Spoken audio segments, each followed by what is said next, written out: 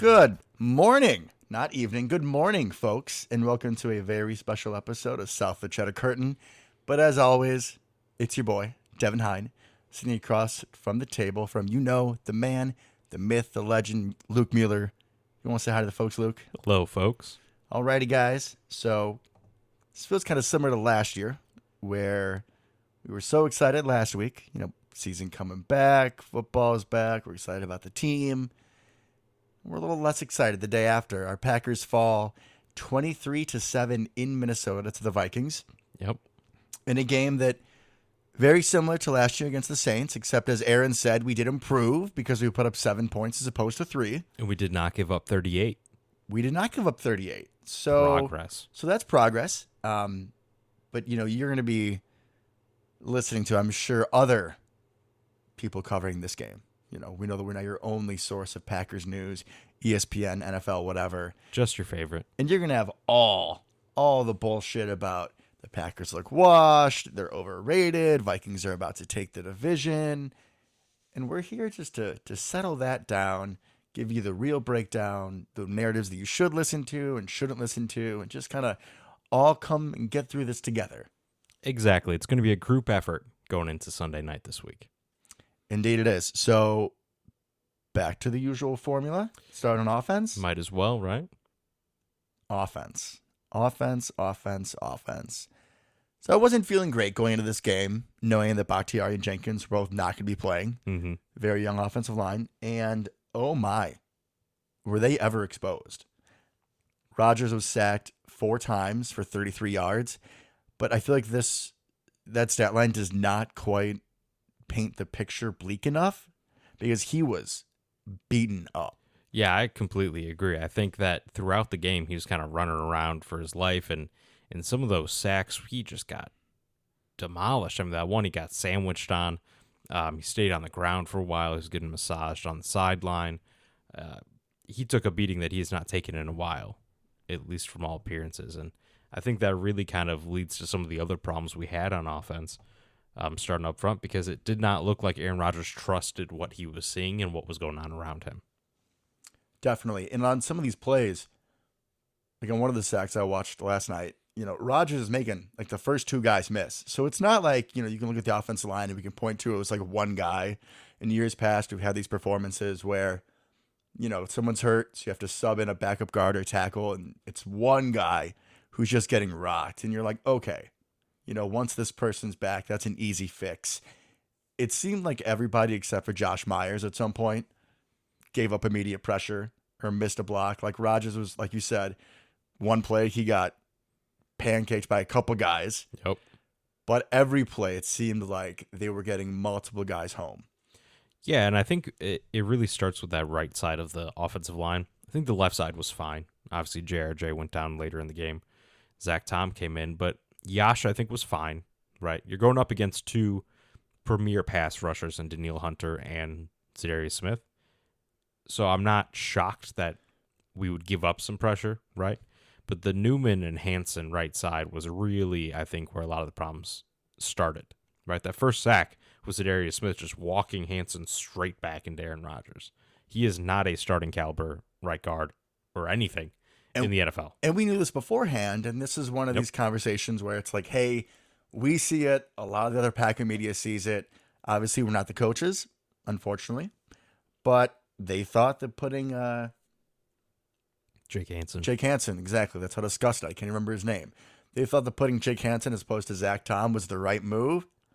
Zach Tom came in, looked better than Hansen at points, didn't have a great game. Yeah. But I do not want to see Mr. Hansen out there next week unless injuries or something happens. Agreed. And if we think about it, right, we moved Newman from right guard, where he was our weakest link last year, to right tackle, position he played in college. But I don't think one that he's well suited for in the NFL. I don't think he's athletic enough for it, maybe not quite big enough for it. I would like to see us try somebody else at right tackle.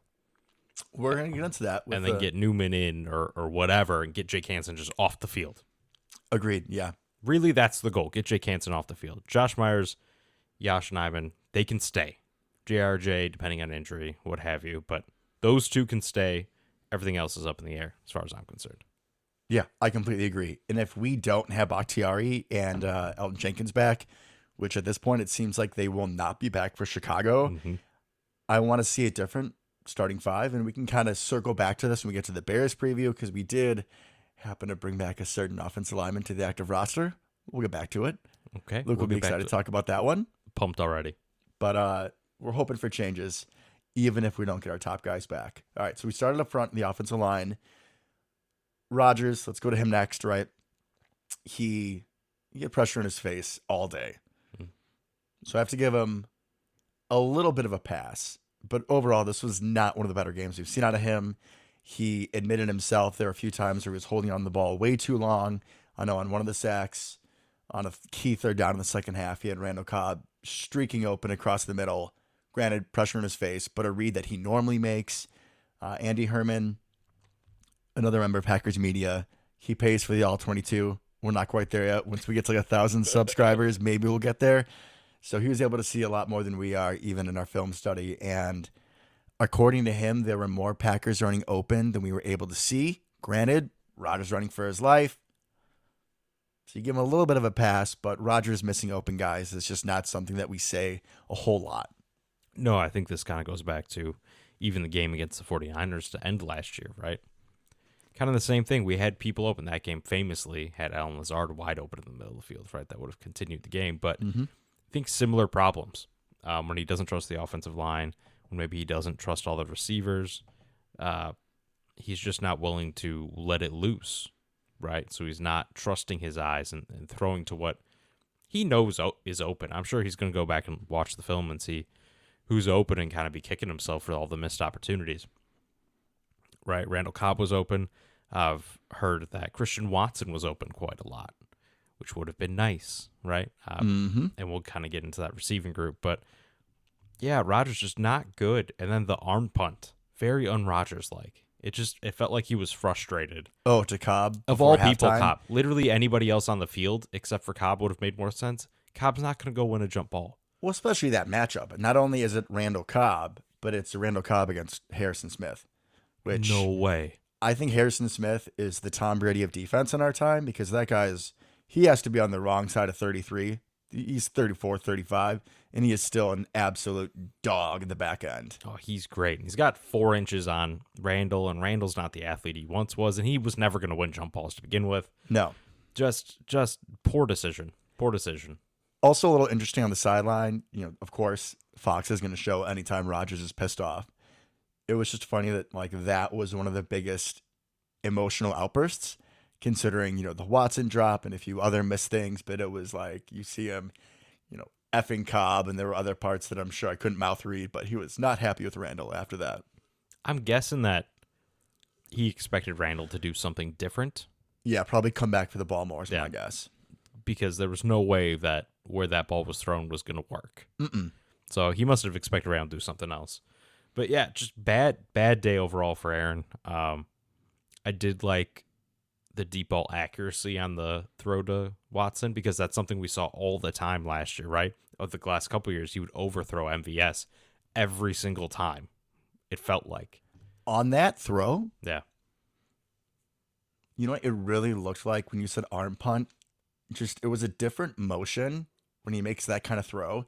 And the last time I've seen him make that kind of throw, I guess the only times I can think of are forcing it to Devontae against the Niners last year, which was just ugly. And then the only other times I think of it are like the arm punts against the Saints to open up week 1. So when Rodgers rolls out and he throws that ball, you know what I'm talking about? It's like a slightly different motion. No, I do now that you bring it up, yeah. I gotta be honest, it felt really weird feeling this, but I was like, oh shit, this isn't gonna be good. Because most of the time, that motion, it's not good, which is really weird for me to say with Rodgers. Yeah, no, I know what you're saying. I think you're right because there's no, you can tell that it's not calculated at all. And it feels like it's going to be missing. Right, and everything he does is. Even when he's off platform and everything, he's thought through it all. He knows what his body has to do, but that literally just, it's one of the few throws that feels like just F it, chucking it. But we were completely wrong because he hit Christian Watson right in the hands. Correct. And so let's switch to that. Let's switch to the receivers, starting off with Christian Watson and his drop. Now, he ran a hell of a double move to make Patrick Peterson look stupid. Which is amazing. Patrick Peterson, to be fair, is a ghost of his former self, but still starting caliber NFL cornerback, and this is your first route run ever in the NFL. And physically, Peterson is not what he used to be, but you always talk about older corners. Maybe they lose it a little bit physically, right? Father time. But mentally, he's still, all that experience. He was still all pro. The fact that Watson schooled him, didn't just beat him, didn't just run a little bit faster than him, but completely schooled him on that route was great to see. I think, that drop is huge. It changes the game. Oh, right? absolutely. Between that 7 points, and then we'll get into the goal line stop, is another 7 we left off the board. So, despite how much Jefferson cooked us, and we'll get into the rest of the game storylines, like we were still very much in this game. Those 2 plays would have made a huge difference. Despite the drop, man, Watson looked good out there, just physically. Agreed, because he had the other issue that seemed like a timing awareness issue where he didn't get his head around on that quick little screen. It would have been blown up anyways. Doesn't really matter, but it takes time, like Roger said. Yes, he just didn't get his head around fast enough. That's an easy mistake to fix. That play specifically, I feel, is where, as a viewer, I felt preseason would have helped. Not even necessarily Rodgers, but like Christian Watson didn't practice most of training camp, most of the preseason, right? Yeah, little timing stuff like that, even if it's only preseason. Right. I agree. That's practice reps. They'll get that ironed out. I'm not too worried. I was talking to some other people about this as well, and can you imagine, right? Put yourself into Christian Watson's shoes for a second on that first throw. Especially take into account, give it some context. They decided on Thursday this was going to be the first play of the game. Aaron Rodgers said that on Pat McAfee. Oh, Since yeah. Thursday, this was the plan. And Rodgers is like, are you ready to score a touchdown on your first play as a Packer? Like, could we have put any more pressure on this poor kid who didn't play a single snap of preseason football?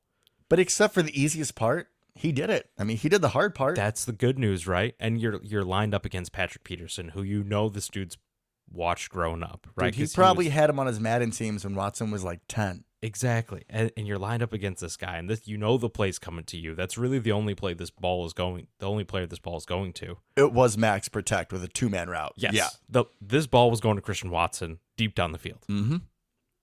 The pressure as you see that ball come in, I can only imagine. That's the kind you drop when it's right there in the breadbasket. You have all the time in the world to watch it. Think about how, like, oh my God, I'm about to score a touchdown on my first NFL play. I'm not surprised, especially with a kid who had some drop problems in college. Mm-hmm. I think those will get cleaned up, but man, what a way that would have been to start his career. He said afterwards, that plays 100 times, I make it 99. So that was the one. So, all right, we'll see the rest of the season. Yeah. If he's a prophet, true to his word. Get it out of the way early, I suppose. I mean, it obviously, I apologize in advance, Devin. True MVS vibes. Just torching people and dropping footballs. All right, I'm cutting the show off now. Let's not.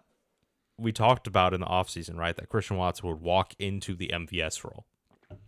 And then he overall should be a more well-rounded receiver as time comes and he starts picking up the offense, doing up different things. Some of those things we saw a little bit. He perfectly fit the MVS role. Burn someone, drop the football. Piss off Packer fan base. I will agree. Pissed off Packer fan base. I know there's a lot more hate towards MVS than me. I mean, I obviously love him. I'm one of the few that does. Most Packer fans are either happy he's gone or, take it or leave it.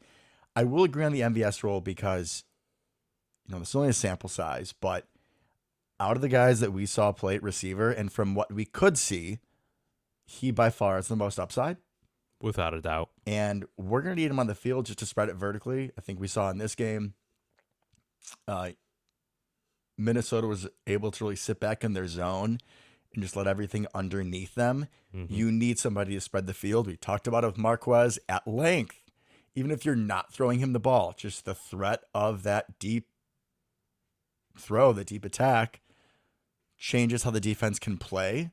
You have to back up a little bit. I felt like Minnesota was playing a lot of cover one robber, where you can go man, and then a guy in the middle, and then make the athletes on the outside beat you because nobody was. I think out of the guys we have, Christian Watson has the best physical upside. Not even close. So we do need him to develop.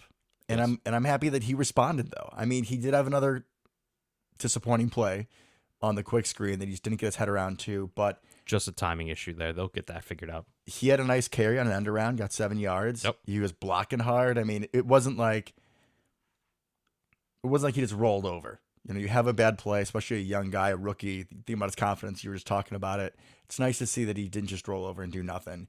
He still played hard the rest of the game. And I love to see that. I mean, he stayed involved, and that was one thing I was afraid of, especially with Rodgers of all people, right? That he would kind of get shunned and forgotten about Yeah. because Rodgers, now all of a sudden Rodgers doesn't trust you or whatever. So when I even just saw that end around, it made me very happy because that happened before he had his next catch, I believe. I think I was like, hey, he caught that one. See, that was mean, Devin. But I was like, He did. okay, give the rook the ball, let him calm down a little bit, let him do a little something, and also he's going to be very dangerous on those this year. He ran a lot of that at North Dakota State. He basically ran go routes and end arounds. That was pretty much all he did. And we would try to get MVS on those or like quick screens, and he just couldn't do it. I loved him, but couldn't do it. He did not have any of the ability necessary as a ball carrier to do anything. Mm-mm. But this guy does. He was a punt returner. He was a kick returner. He has vision. He has some agility, ability to read blocks, right? So I think that's going to be a weapon going forward. So I was really glad. Get him an easy play, get him comfortable, get him calmed down, and see what he does. Rest of the receiver room, Dubs looked good. Nothing too crazy. We found out that one that looked like a poorly or wrong route run by Dubs was not.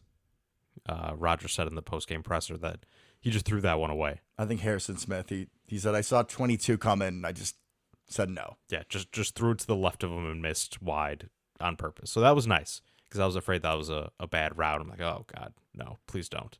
But yeah, he looked pretty good. We've talked long enough about people catching the football, so I feel I'm obligated now to be McHenry's own Big Bob Tonyan look good.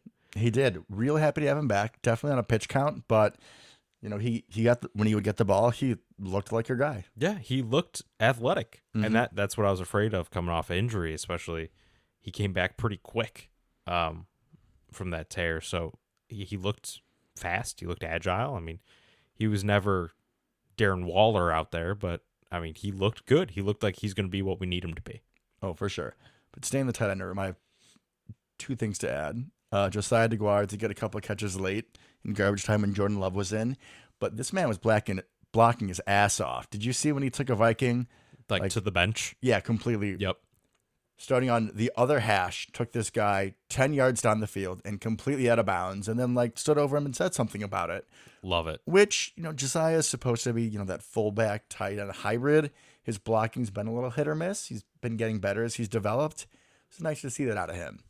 And I believe that was like Cameron Dansler or something, a cornerback. But that's good to see. Yeah. You're bigger. That's your job. Go run through them. That is 100% Right. your job. You have to make that block. And So- he did. So that was great. Also, the tight end room. Devin. Tyler Davis did something. Man, I started this show all wrong. I was supposed to say.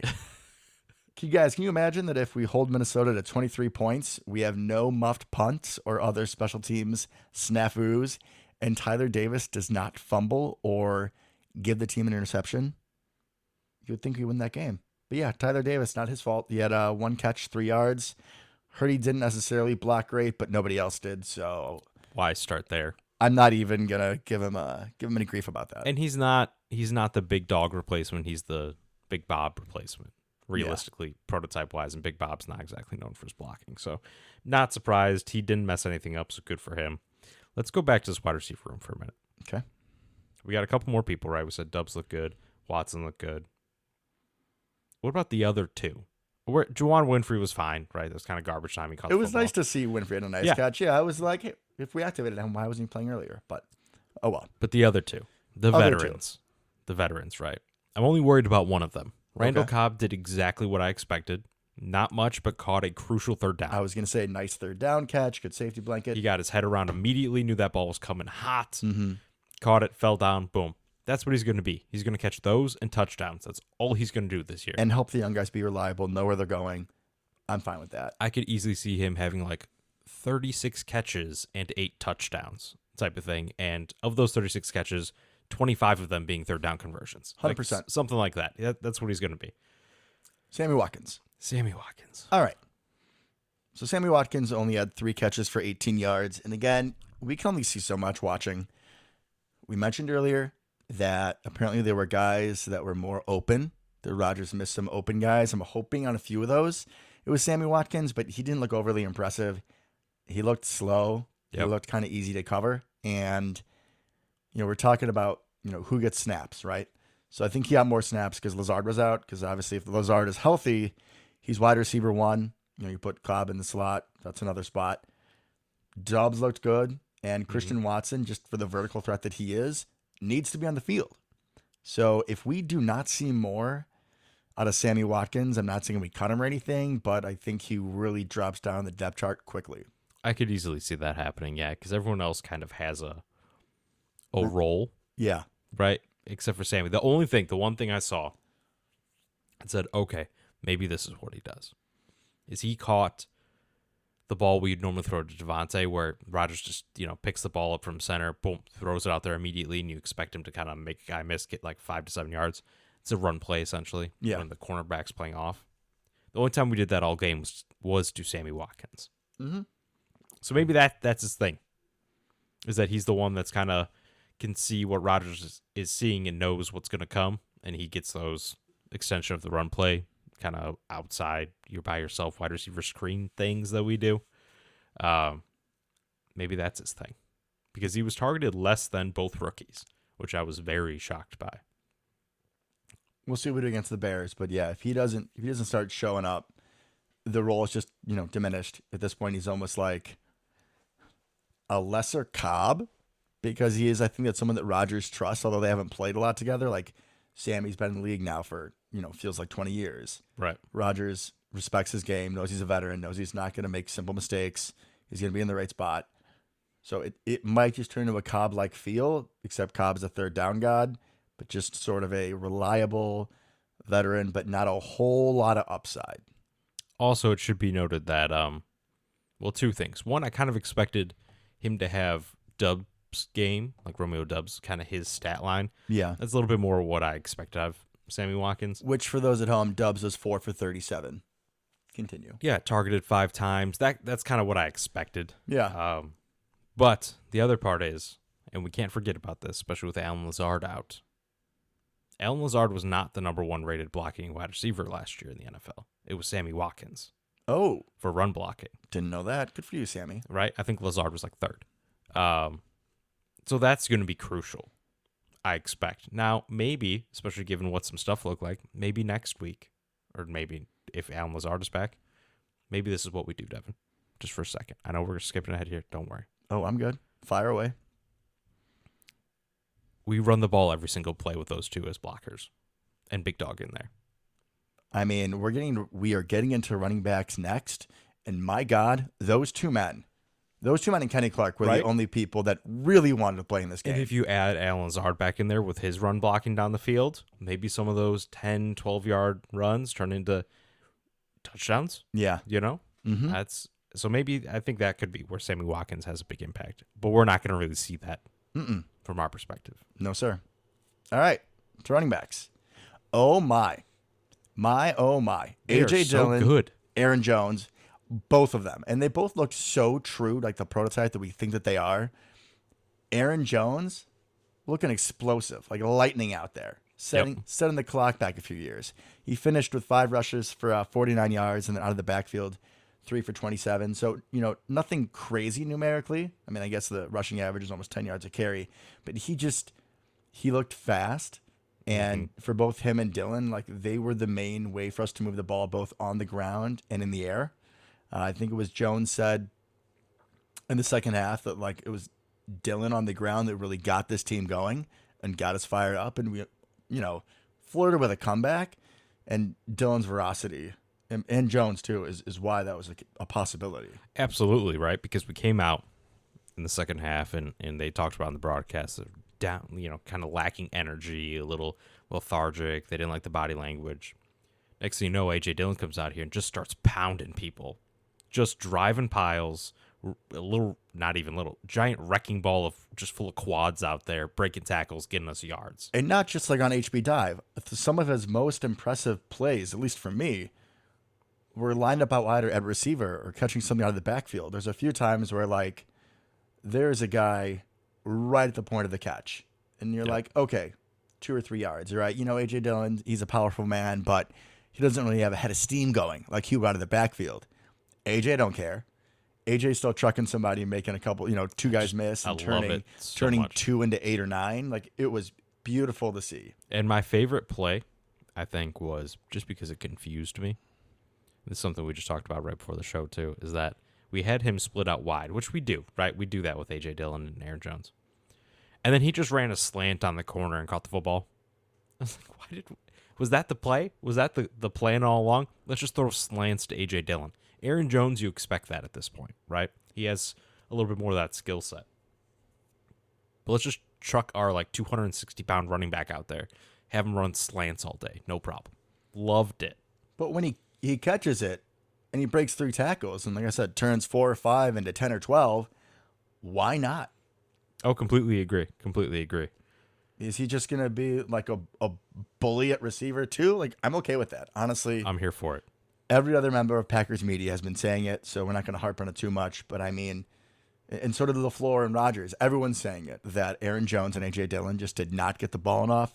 There's 15 carries between the two of them, and then 8 catches. So 23 total, just not enough. I'd be hoping more for 30, 35 against the Bears. I think 30 for sure. And they had a good amount of yardage, right? Because A.J. Dillon almost had 100 yards by himself combined. Yeah. Right, and then Aaron Jones had about 75. So all total, you got 175 yards out of those two. Not bad, but could you imagine if we'd gotten them involved earlier and more frequently? It's amazing that we ran for 18 carries for 111 with how bad the offensive line was. Yeah. We did have some nice run blocks, but a lot of these runs from these guys are after they're breaking tackles. Yep. Aaron Jones finding a hole, just squirting through the thing, and A.J. Dillon just making holes with his giant body. I do want to point out, just while we're talking about run blocking, right? JRJ went down. Zach Tom came in, and kind of a mixed bag, especially in pass protection. But he came in, and I think he really helped that run game. Yeah, I think there was an early run when Tom was in at left guard, and it was like a counter or something with Dillon right through his hole. Beautiful. It was like a 15-yard gain. Yeah, he kind of sealed that edge, and boom, there you go. And something to keep an eye out for with Zach Tom is why that may happen. I think, anyways, is because he's very agile, has great movement skills, so he can get to a spot and kind of hold his own. The problem is and we saw this in pass protection, and we talked about this earlier in the season, he's kind of a little guy. I mean, he's not a small human. He's a very large human. Comparatively to an offensive guard, he is not the prototypical size. Like, Sean Ryan looks like an offensive guard. Yeah. Dude has quads and is thick and built and stuff, and Zach Tom is not. So he seemed to really kind of struggle with his anchor and with kind of being able to push back a little bit, that he would stay his ground or get pushed back. He would not be able to attack as much because he's just not that strong yet. I think that'll come hopefully as the year and seasons progress, but he seemed to help out in the run game immediately. Oh, I completely agree. I mean, you're putting him in a really tough spot against a very good defensive line, and Minnesota thoroughly had the game in hand. So the skull chants are loud, right? It's a very hard spot to put a rookie in. And also, too, the rest of the offensive line was playing terribly.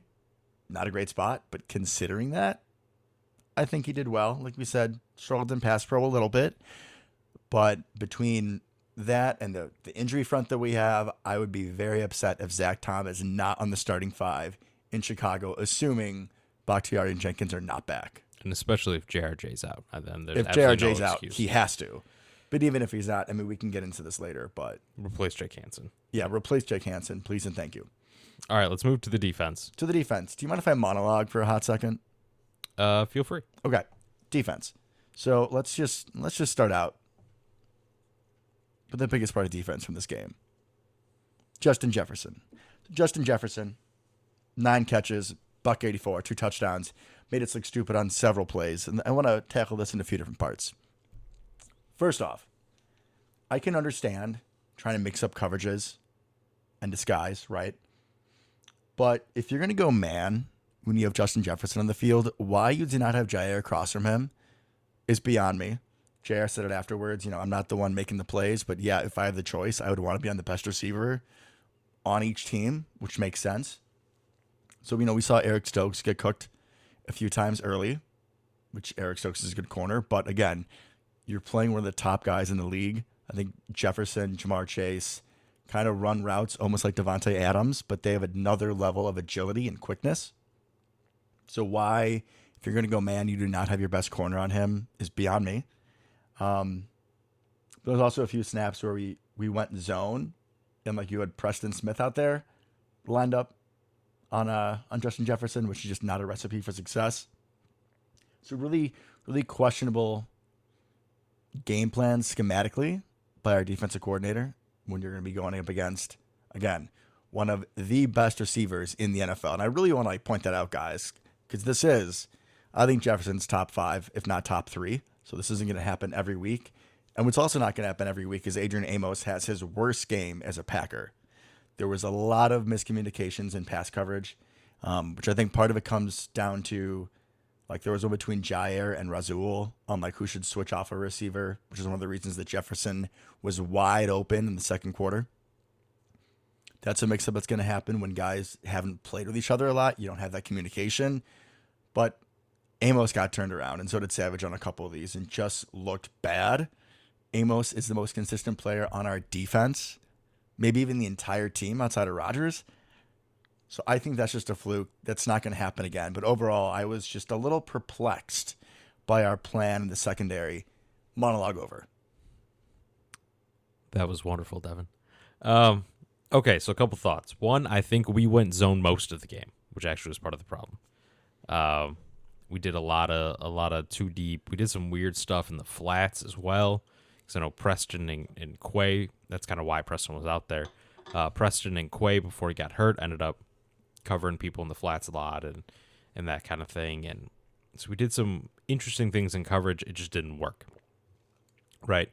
And they pointed out on the broadcast that our linebackers were not getting deep enough, which is fair because those deep crossers aren't necessarily always the safety's fault. In the one that you're talking about where both our safeties look like the Three Stooges out there, just kind of spin around in circles because they can't find Justin Jefferson. It was terrible. Yeah. No, that one was 100% on them. Savage was like seeing ghosts. Like he broke to the outside, and Jefferson didn't even move a hip, didn't move an ankle. There was no indication. Yeah. Like, I don't know what you're seeing there, bud. I'm hoping that was film study. Like usually they take that route outside. Yeah. Maybe. That's my hope. But some of the other ones where we just didn't quite get depth, and the safeties had already bailed and were doing their thing, and the crosses were a little bit shallower than that particular one. But yeah, I'd love to see more man. We have the corners for it. They're athletic. They're aggressive. We're not going to go man a ton. We're just not. It's not part of the Barry defense. But in times like that, when you're getting cooked like that, for the love of God, put Jair on him. That's something Jair apparently asked for during the week. And even if you're not going to go man, granted, routes, there's crossers, there's all sorts of different kind of routes, but you eliminate Jefferson being covered by somebody else on a lot of those routes, if you at least put Jair on his side. Well, part of the problem you have there is not that they're running a McVay, Shanahan, LaFleur offense, is they moved Jefferson around a ton. And they even showed the graphic about how much he kind of played outside versus the slot and motion stuff. And damn you, O'Connell. Damn you. And they moved him a lot. Like one of the ones when he was up against Preston, he motioned to that side, and then Preston had to pump out. And I love you, Preston, but whenever you see him in space and coverage, I feel like his feet are cement. That's not what he's there for. He's basically a defensive end. I know.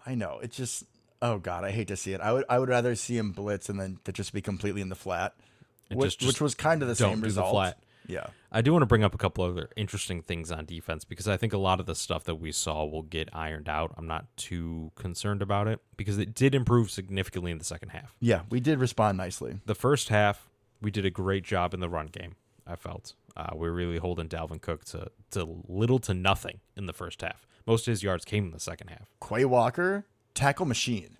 That's why I texted you at some point, right? And I was like, Quay's going to have like 30 tackles by Oh the my end of this God. game because he was everywhere. Now, part of that is I think they were picking on him a little bit in coverage, especially when they saw him covering the flats and stuff. But unlike every other linebacker we've had, it seems like ever until Devondre, even when they picked on him, he still just tackled the guy. Yeah, you're not breaking Quay Walker's tackles. Those crossers that he and stuff and throws to the flats that he had to go out there and cover, he then tackled the person. Tackling as a whole for this team, I would say pretty good. I felt pretty good. One that we have to mention, Devontae Wyatt to get limited snaps, but there was either a screen or a wide receiver dump off, and 300-something pound Devondre Wyatt is making the tackle like 12 yards down the field. Love the hustle. Love the hustle. Stock up Devontae Wyatt. 100%. Back to Quay. Back to Quay. Or actually back to the backers in total, because something, and I texted you about this during the game as well, that I thought was super interesting, and it didn't work, so we got away from it pretty quickly. But did you see what they were doing with Devondre Campbell? He was like playing edge to start the game. I hated and then that. they drop him into coverage, and he rushed a couple times, and I didn't hate it. It didn't work. I like that we showed it. I think it could have potential against other teams. I didn't hate it. If you're going to be sending one of the two, send Quay. He's younger. He's a little faster. I want Campbell in the center, in those middle zones, because he is so good at passing people off on those crossers. I want him there. And granted, I know you can't be too predictable in your looks, Right. but that's what I would prefer. I agree. I think they're hopefully going to get to the point where those two are interchangeable. They're very similar physically, especially when Devondre was young. Mm-hmm. I think those two will become interchangeable. We'll probably see more of that. But even so, we saw Quay out there on the edge covering the flat a couple times. Didn't work. Not the right team for it. Not the right scheme to go up against. But I like the creativity there. And Quay needs to get a little bit faster at processing some of those crossers and stuff like that. He's not to the point Devondre is of being able to pass them off and kind of see them coming. He would kind of, once they passed him, he would then chase them type of thing. He didn't get a feel for them coming, kind of shade that direction or anything like that. That I would love to see. But I think he played really well before he got hurt. I really liked what I saw. Campbell's going to be the heart of the defense. We get that. But Quay, just go tackle people. And that's what he did. I think Quay is going to be really important on rundowns as well. You know, Devondre Campbell was all pro last year and kind of came out of nowhere, right? But I saw this in this Vikings game that as offensive linemen, when you're on blocking, obviously, you know, you want to get guys to the second level in any Right. game plan, like, you know, to look for certain guys. And now Devondre Campbell is one of those guys. I noticed that there seemed to be more an emphasis on getting to him Mm-hmm. by their guards and their centers. So there are a few plays. I mean, I love Devondre Campbell, but he's not going to get out of every single block. So Quay Walker really does need to step up because teams will be zeroing in on Devondre Campbell in the run to make sure they're scheming him out of the way. Completely agree.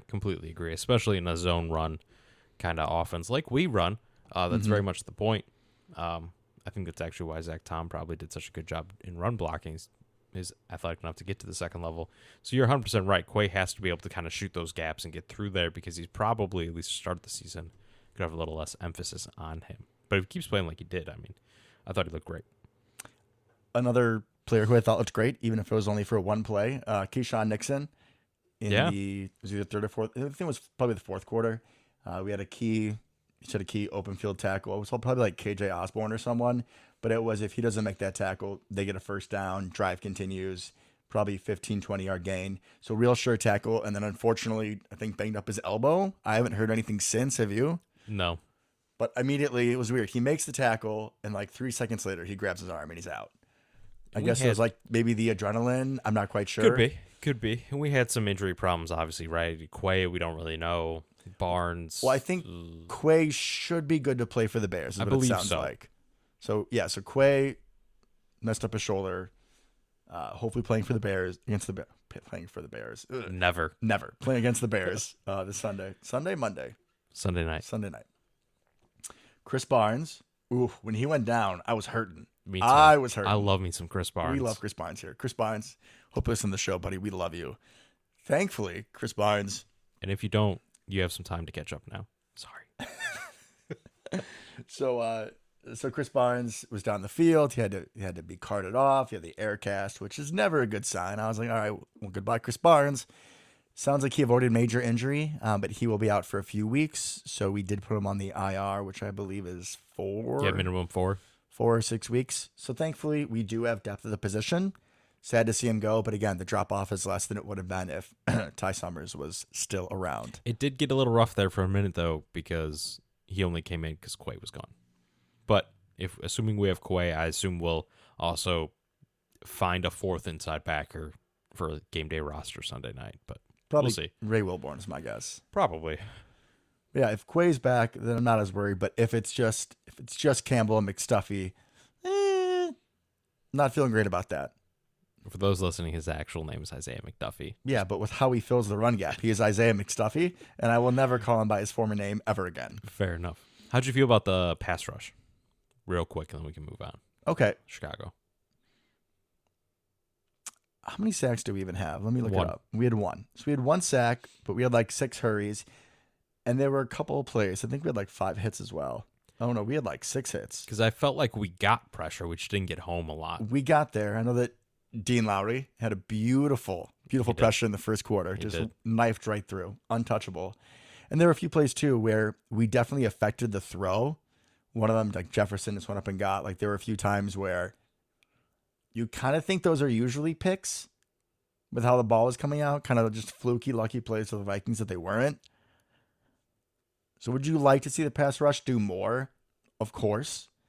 But, you know, if I'm casting blame for a poor performance, it does not go to the pass rush. No, I'd agree. I feel like they got so close so many times, and even that one, I think it was the deep play to Jefferson. Oh, which one? I think it was the 64-yarder. Yeah, there's too many to remember.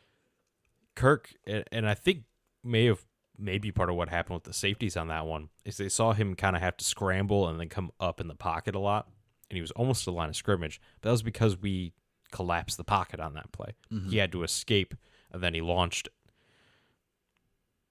We collapsed the pocket. That's a good thing. We didn't sack him. That's a bad thing, right? So overall, I think they did a decent job. Vikings don't have an amazing offensive line, but it's not terrible. It'll be interesting to see what we can do against Chicago. For sure. You know what we get to skip, though? We can just skip special teams. Nothing really happened. Yeah, they were fine. They got a little close for comfort, I think, on a couple punts, but overall, like, the coverage was fine. Return game fine. I think it was Nixon.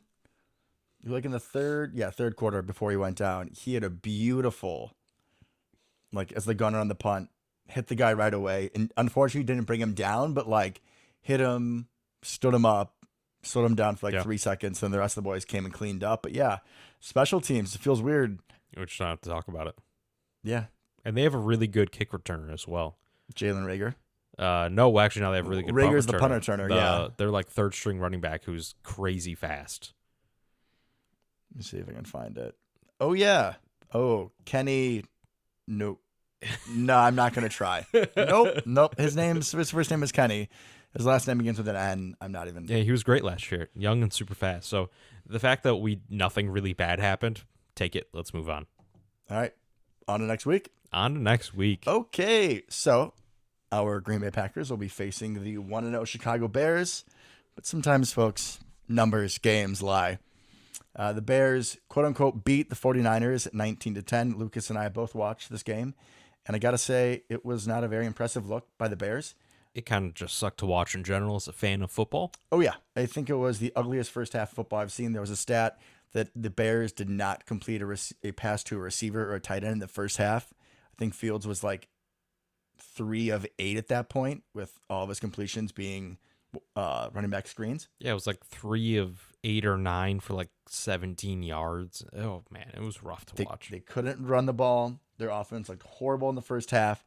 Kind of throughout the game, they were saved by San Francisco, I believe, had like 10 penalties for over 120 yards, and a few of them kept the Bears' touchdown drives in the second half going. Like it was 3rd and whatever, and they didn't convert, but then there was a face mask. Or like they even got a defensive hold on a running play. Like they had some real help from the referees and Niner mistakes. And Debo fumbled the ball as they were driving. Just doesn't happen. Mm-hmm.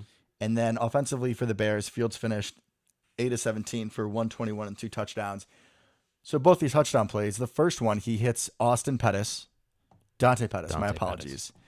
One of these, new Bear receivers that are just kind of, receiver 4 or 5 on other teams. Let's just grab 3 of those and see what happens. Yeah, he played for the 49ers, actually. So Pettis gets open on a deep cross. And I was at my girlfriend's place. There was 6 of us watching. And I was like, any one of us in that room could have made that throw because there was nobody in the vicinity. Catches the ball. And then good old former Packer EQ was nice enough to give him a convoy to the end zone. So that was 1 touchdown. Shout out to EQ. I was happy for him. Yeah, no, I like EQ. I was like, hey, Bear fans, that's my guy. Yeah, be excited. And then later, again, another drive aided by penalties. Fields is able to roll out in a play action, and EQ was kind of in the Lazard spot, right? Tight, looking like a tight end. And it was just play action. He had a corner route. Again, very open. Don't know if San Francisco fell asleep or blown coverage or what. The Pettis play was for sure blown coverage, but this one, maybe it's a good route. I don't know. But EQ has an easy touchdown, and that was enough. At that point, San Francisco was trying to make a comeback, and it was raining earlier in the game, which definitely affected the field. You saw guys were kind of slipping and sliding all over the place. But then, in the fourth quarter, especially when the Bears had their lead, oh my God, it went right back to monsoon season, and you could see it. Lance tried to throw the use check, trying to make the comeback going. And it was like he was hit with a dumbbell in his hands. That football, when it's raining that hard, it weighs significantly more. So it was like the Bears had a few more defenders out there in the rain. So, I mean, they won, and Luke and I disagree on this. I hate San Francisco more than anything because I'm petty. So I was rooting for the Bears, and I was also sitting with a bunch of Bears fans, but the enemy of my enemy is my friend. I'm not even sure you should co-host this podcast at this point. Rooting for the Bears with no playoff implications. I was rooting against San Francisco. Rooting for the Bears with no playoff implications. Rooting against San Francisco. At the end of the year, week 17, week 18, week 16, because we need somebody to lose so we can make it to the playoffs. Whatever. Yeah, you got to do what you got to do. You suck it up, right? Are you going to sit here and tell me that the Bears are a bigger threat than the Niners are? Legitimately, think about the actual team. Not week 1 BS. Obviously not. However, because week 1 always lies. However, they are the bigger threat. So I'm not rooting playoffs, for the Bears you're ever. Talk week 17. You're gonna make that whole point. I will make that point because we're nowhere near that point yet, Devin. But we want San Francisco to lose. So rooting for the Bears, who are not a threat, I see no problem. Not rooting for the Bears ever. Whatever. We can disagree. It honestly makes the show more fun. It honestly just annoys me. Again, the death stare. And usually that's the other way. Usually I'm throwing the death stares. Mm-hmm. Oof. All right. So on to this Bears matchup. So I was not overly impressed. Are you going to root for him again this week? No, Lucas, I am not. Are you done? We'll see. And we're golfing later today too. So I might just be in for a day. Anyways. All right.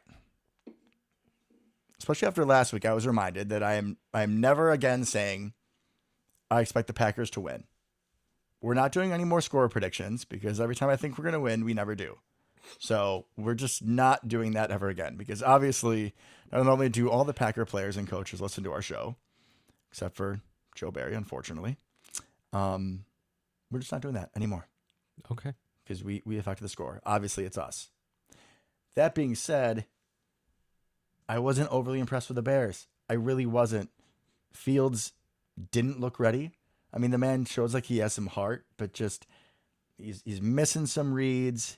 It was obvious the Bears didn't really trust him early on. And the best plays were on broken coverages, which, yeah, you have to take advantage of. But if you take away, especially the 50-yard of Pettis, he finishes with 80 yards. Yeah. I thought, because I really only got to focus on the first half while I was watching it, and I thought Lance outplayed him in the first half anyways. And what I thought was interesting was San Francisco's ability and willingness to utilize the strength of their quarterback. What I mean by that is they were purposely setting up run plays for Lance, where Lance had an option to run, right? Oh, yeah. I didn't really see that in the first half from the Bears. And that would have been the perfect time to do it, especially coming in week 1.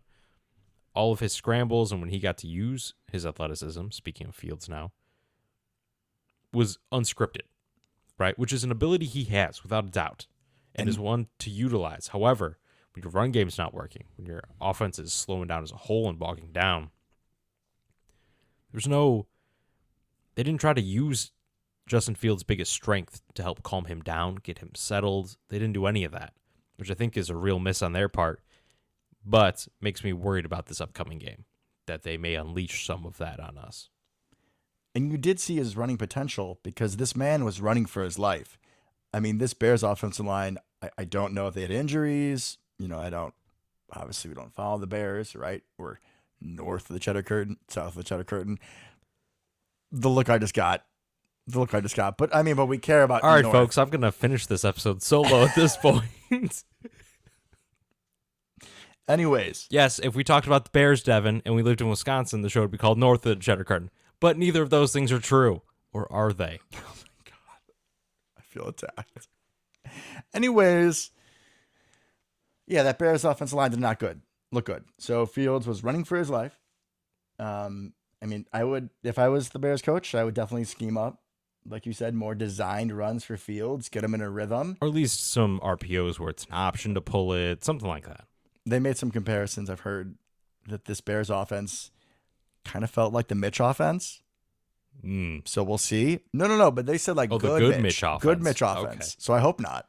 I hope not as well. Because, Mitch can do some things. Also, Mitch got a dub this weekend. So how about that? Mitch led his team to a win.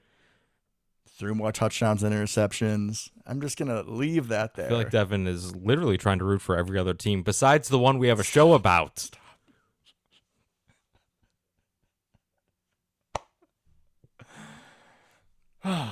Anyways, their run game does not scare me. Their offensive line does not scare me. They finally figured out a place to put Tevin Jenkins. He's a guard now after almost trading him in the offseason. Larry Borum, one of their young offensive tackles, looked all right. There's been some talk in the town, which I find kind of hilarious, that they may put Lucas Patrick in at center as a revenge game. Weird. He was starting for them at right guard, I think. Yeah, but now he's not because that's where Tevin is. Tevin Jenkins. No, and he was center. Playing right guard. They adjusted some things, but they were talking about on purpose putting him back into the starting lineup for his revenge game against the Packers, which is hilarious because we don't care. And I liked Lucas Patrick. I like Lucas Patrick, but if you put him in at center, he was a backup most of his career or whatever. Do what you got to do. You put him in at center. There's this guy who's gonna, he's gonna go against. His name's Kenny Clark. Is gonna roll over Lucas Patrick no matter where he is. So he'll find him. Oh yeah, and I hope against the Bears. I mean, these guys have limited threats at receiver. This would be another team. I really hope we go man. I really do. I know we won't, but this is a team that you could completely shut them down. I mean, yeah, Jair on Mooney, and then just you make everybody else cry. Yeah, Rasul on EQ, Stokes on Byron Pringle. I'd probably flip those. Pringle isn't that big. I thought he was, but he's really not. Yeah, but EQ's fast. Anyways, doesn't matter. We're not take the going to do physicality. it. We're not going to. We're going to go zone. We're going to put Preston out there. Hopefully not. I do have to give Peter Bukowski of Locked On Packers a big shout out in his show this week. When Preston was out in coverage, he was like, "Did Mike Pettin? Did they give him the wrong headset? Like, was he calling plays there for a second? Kind of felt like it. Haven't seen that in a minute. So, again, we'll see about the Bears. I think this is much more about what we do and how we respond than what they do, because I'm not overly concerned about how they looked. This is one of the games where if we come out, we execute, we will win. That's not true of every game, right? That's not true of every game. True. I'm going to say a little bit of an X factor injury-wise. Even if we don't have the offensive lineman, let's put that aside. Besides that, X factor injury-wise, Quay Walker. Because this is a game where I would just want him to spy Justin Fields the entire game.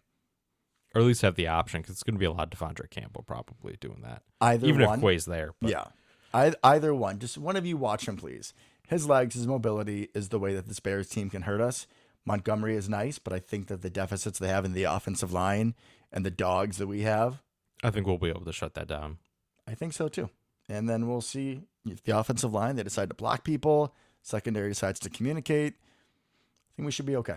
The only thing that kind of worries me slightly is their secondary. This sounds weird, so bear with me for a minute. Bear with you. Okay, Devin. Anyways, so they have Jalen Johnson out there, right? Jalen. He calls himself Jalen. So You guys buddies? but I listened to You guys are buddies? listened so I'm to the Bears local fan now. radio. And you're going to say his name I listened properly? to- it's scouting, Devin. It's called scouting. I didn't root for them, did I? Here. God. Are you sure we can Anyways. golf? You've been Anyways. throwing me under the bus all show. You might be a little sore. You're gonna be in a separate golf cart if you keep talking. The anyways, he had a peanut punch on Debo. That's how he calls that. Yeah, he did. So we have a lot of young and experience in that receiving core, right? So that's something I would like them to focus on this week, as if I have any say. But pay attention. Let's get some ball security. Tyler Davis. Tyler Davis. Oh no, in the flat. It's lining up. That could be where Tyler Davis finally lets you down again. That and Jaquan Brisker, who they rookie safety out of Penn State. Kind of a mixed bag for him. Kind of a mixed bag, but I liked him. I liked some of what he did as a player. I liked him a lot coming out of college. So he looked pretty good at times in the game. He made some relatively large mistakes as well, assignment wise. So he could flash some things, give us some problems, but we also could torch him. So just kind of looking at those two as far as the secondary is concerned, seeing how our younger wideouts kind of deal with that and hopefully can hang on to the ball a little bit better than Debo. It'll be interesting to see who they put Jaquan Johnson on. True. Like Lazard, if he's back, I'm guessing. Maybe, I feel like they usually like to have him more outside, but Cobb might be the most reliable threat in the middle. I mean, they're not going to go man either. They're going to play zone, so they're just going to stick to their sides, I imagine. You're probably right. Any other things for this Bear game? Not really. Hope you wear a Packer jersey. Just going to bring that up. You're all right. We're done after that. As always, folks, go Pack Go. Go Pack Go.